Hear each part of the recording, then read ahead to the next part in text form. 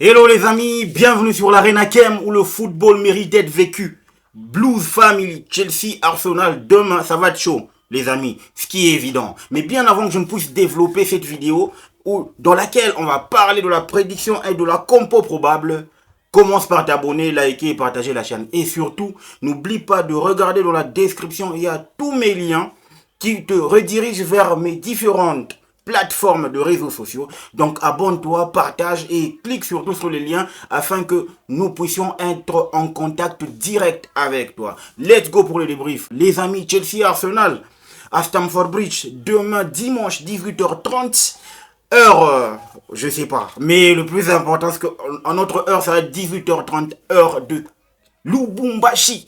Les amis, ça va pratiquement faire pas mal de temps que Chelsea n'y arrive plus face à cette équipe d'Arsenal. Et moi, je pense que ça a commencé à partir du moment où on a perdu la FA Cup face à eux à Wembley, 2-1. Je me rappelle, Pulisic était buteur, mais malheureusement, Arsenal avait réussi à nous voler le titre, pas de manière officieuse, mais de manière fair play, et il a réussi à nous battre. Et depuis lors, Chelsea, en tout cas, stagne. Depuis lors, Chelsea galère à l'idée de battre cette équipe d'Arsenal, que ce soit à Stamford Bridge ou encore à Emirates Stadium. C'est pour ça que demain, on nous donne une occasion de pouvoir battre cette équipe d'Arsenal, parce que oui, comparativement à la forme actuelle de deux équipes, on se rend compte que Arsenal a enchaîné 5 matchs sans victoire, 5 matchs, 5 défaites. Donc on peut dire que Arsenal vient à Stamford Bridge en étant en crise de résultats, crise dans l'effectif, parce qu'il y a des blessés, il y a des méformes, etc. Cela n'est pas une excuse pour nous. Mais de notre côté, on revient, en tout cas d'un match nul face à Manchester United, d'une victoire tonitruante face à Noah, parce qu'on a brisé l'arche de Noé, 8-0. Donc, la compo probable qui va rôder autour de cette vidéo va partir sur base de la bonne forme affichée par certains joueurs lors du match face à Noah. Vous savez, il n'y a pas de petits matchs. Ce sont que des matchs officiels. Donc, chaque fois que Chelsea va fouler les pelouses d'une équipe donnée ou encore d'une compétition donnée, le plus important est que vous mettiez en tête qu'il n'y a pas de petits matchs, qu'il n'y a pas de petites compétitions. Tout se valent. Et le plus important, c'est que à partir du moment où on aligne un joueur, on lui fait confiance pour qu'il performe et qu'il puisse donner satisfaction au staff technique, aux fans et aux observateurs, chroniqueurs, etc. Mais là n'est pas le débat. Le plus important, c'est que aujourd'hui, les amis, Arsenal vient d'enchaîner 5 matchs.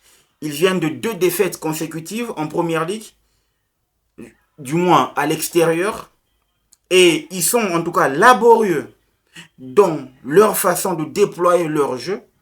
Ok, vous allez expliquer cette méforme par l'absence de leur maestro, leur métronome, Martin Odegaard, qui revient. Et pour moi, ça me fait plaisir parce qu'on va les battre avec Odegaard à l'intérieur, Odegaard sur le champ.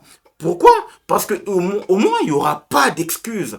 Au moins, il n'y aura pas, en tout cas, de subterfuge pour dire non, voilà, il fallait qu'on trouve un bouc émissaire pour expliquer la défaite. Non, non, non, non, non. Mais il faut aussi noter que cette équipe d'Arsenal, elle est en train de stagner parce qu'elle a perdu de son identité. Si vous remarquez, tout part de la fin de saison dernière. Mikel Arteta, en tout cas, s'est donné le luxe de pouvoir modifier sa façon de jouer. Moi, j'ai comme l'impression que Arsenal, peu à peu, est en train de tourner vers le boring game in the hair of José Mourinho. Tu vois? Dans l'ère José Mourinho, on avait compris que Chelsea n'était pas beau à voir, mais Chelsea était impeccable dans le résultat. Et je pense que c'est ce que Arteta veut. Il a perdu de sa philosophie.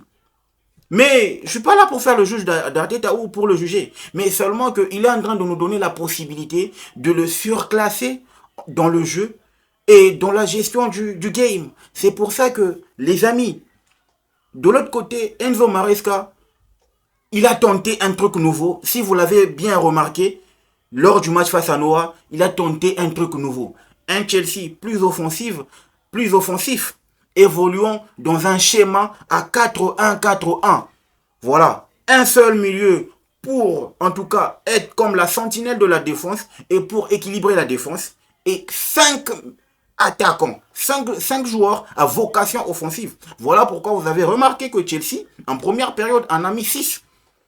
Ah, Noah, ok, vous allez me dire qu'il n'y avait pas d'adversité. Non, il n'y a pas question d'adversité. Tout est question de schéma tactique, tout est question d'animation offensive, tout est question d'organisation sur le terrain et tout est question de placement. Surtout de se trouver au bon moment, à la place qu'il faut pour jouer.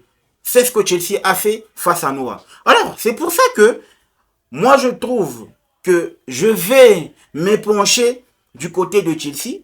Voilà, je vous fais cette compo en partant, n'est-ce pas, sur les bonnes performances réalisées par certains joueurs et aussi sur base de ce qu'on a produit face à Manchester United. Donc ma compo est le résultat de 2 matchs, Manchester United et Noah. Donc l'ensemble des 2 matchs a en tout cas sorti cette compo. Donc on y va. Dans le goal, on a Robert Sanchez. Il vient de gagner le meilleur, the best save of the month, dans le meilleur arrêt du mois. Ça va booster encore son mental, ça va booster son moral. Vous savez, c'est une question de temps. Parce que Sanchez, c'est un gardien en dents d'ici. C'est un bon match sur 3, un bon match sur 5, un bon match sur 2, un bon match sur 1. C'est Sanchez, on n'y peut rien. Mais tant que ça fonctionne et que ça permet à l'équipe de pouvoir grappiller certains points, on ne peut que reconduire Robert Sanchez. Mais moi, je pense que ce trophée va encore apporter une certaine confiance pour qu'il puisse performer, parce que demain, on n'a pas droit à l'erreur, parce qu'il sait très bien il va devoir se racheter. Parce que l'an dernier, au mois de décembre, on était à 2 doigts de battre Arsenal. Mais ces relances nous ont plombé. On a donné 2 buts gags comme ça à Arsenal et on est rentré main bredouille avec 1 point. Donc, dans la ligne défensive, pour moi, elle est composée de Reece James, Marc Cucurella comme étant latéraux ou défenseurs droit et gauche, Colville et Fofana. On a compris, les amis. Tozin, il peut pas en tout cas être le leader de la défense de cette équipe de Chelsea. Il manque encore quelques atouts pour voler la place à Wesley Fofana. Il faut aussi que Maresca oublie cette histoire de mettre James à gauche. Et pourquoi il bricole? Il doit revenir à ses bases. Tu vois, c'est pour ça que moi je le propose. Un Marc Cucurella à gauche, Reece James à droite, pour que nous puissions exploiter au mieux toutes les qualités de nos 2 latéraux, de nos 2 meilleurs latéraux du monde. Double pivot, box-to-box milieu, Romeo Lavia et Moises Caicedo. Ok, on est en train de jouer à Arsenal, c'est vrai, on a privilégié, n'est-ce pas, un bloc défensif, parce que Caicedo Lavia, c'est beaucoup plus physique et défensif que Caicedo Enzo, tu vois. Mais moi je pense que ces deux-là apportent une certaine sérénité et un certain calme dans le jeu et qui permet à l'équipe d'être beaucoup plus composée, donc beaucoup plus calme dans sa construction du jeu. Ok, il n'y a pas trop d'errance au milieu. C'est pour ça que, et aussi, la présence de Lavia permet à Caicedo d'être beaucoup plus un milieu relayeur qu'un milieu défensif. Si vous remarquez bien, les tâches d'organisation défensive, c'est à 55% Lavia qui organise cela. Donc ça permet à Caicedo d'exploiter son talent de fort belle manière. Et la ligne, là où ça va un peu choquer, c'est que là, j'ai aligné dans ma ligne offensive Pedro Neto, Cole Palmer et Mykhailo Mudryk. Pour Pedro Neto, crédit à lui, parce que lors du match face à Manchester United, il a prouvé que ce soit à gauche tout comme à droite, il est capable de faire mal au travers de sa vitesse, de sa percussion et de sa capacité à ne pas abandonner. Tu vois, c'est ce qu'on cherche. Et aussi, il est altruiste dans son jeu. Il apporte cet appui défensif pour permettre à son défenseur de ne pas trop subir ou souffrir. Pour moi, il chipe la place de Noni Madueke. Et quand on va remarquer qu'à gauche, j'ai aligné Mykhailo Mudryk. Ok, Il vient d'une semaine avec un très beau but à la clé. Donc ça veut dire qu'il est en confiance. Et surtout qu'il a une certaine baraka chaque fois qu'il joue à Arsenal. Je sais pas, c'est pas la première fois qu'il va les jouer. Il a joué à Arsenal et il a eu une très bonne note. Donc ça permet, pour moi, ça me permet de l'aligner d'entrée de jeu. Parce qu'il comprend, il sait comment jouer à Arsenal. Il a réussi à être influent dans le jeu lors du match, du dernier déplacement d'Arsenal à Stamford Bridge. Ben White était là. Magalhaes était là. Saliba était là. Donc pour moi, je ne pense pas qu'il y aura une différence de niveau. Surtout que avec Maresca, on sent que Mudryk commence à être beaucoup plus responsable dans son jeu, beaucoup plus impliqué dans son jeu, et il permet à ce que il puisse commencer à se trouver dans des bons moments, dans une très bonne situation, et aussi sa capacité, en tout cas de mettre une passe, de faire une passe, c'est génial. Pourquoi je dis ça? Parce que pourquoi je le mets à la place, n'est-ce pas, de Noni Madueke? Parce que lui, potentiellement, il remplace Nieto à gauche, bien sûr, parce que normalement, Nieto aurait dû commencer à droite. Mais pour le moment, commencer à gauche. Mais pour le moment, je préfère commencer avec Nieto à gauche et à droite et Mykhailo Mudryk à gauche. La vitesse, les amis, on doit exploiter. Tu vois, Jurien Timber, Ben White, ils sont pas réputés être les plus rapides. Mais quand on a Pedro Neto et Mudryk, c'est qu'on permet déjà à Chelsea de pouvoir faire mal aux latéraux avec notre capacité, notre vitesse. Tu vois? Et ça, c'est le plus important. Et Jackson, Cole Palmer, pour moi, c'est le meilleur link-up. Ils se comprennent, ces deux-là. Ça va créer, ça va jaser. Nkunku, Jackson. Jackson, Nkunku. Mais je l'ai dit, et je le redis encore. Chelsea joue en football physique, surtout en première ligue. Et moi, je doute fort que Nkunku soit le gars qui peut mener le peloton de l'attaque. Parce que déjà, de prime abord, il n'a jamais été un numéro 9. Il adore jouer derrière un attaquant. Et son poste, c'est là où joue Cole Palmer. Or, on sait très bien que Cole Palmer, c'est le leader technique de cette équipe de Chelsea. À moins que demain, il ne puisse pas jouer parce que, comme dernier scoop, on attend s'il peut être available ou encore disponible aujourd'hui pour ne fût-ce qu'une séance d'entraînement. Là, il pourra être aligné d'entrée de jeu parce qu'il a reçu un choc face à Manchester United.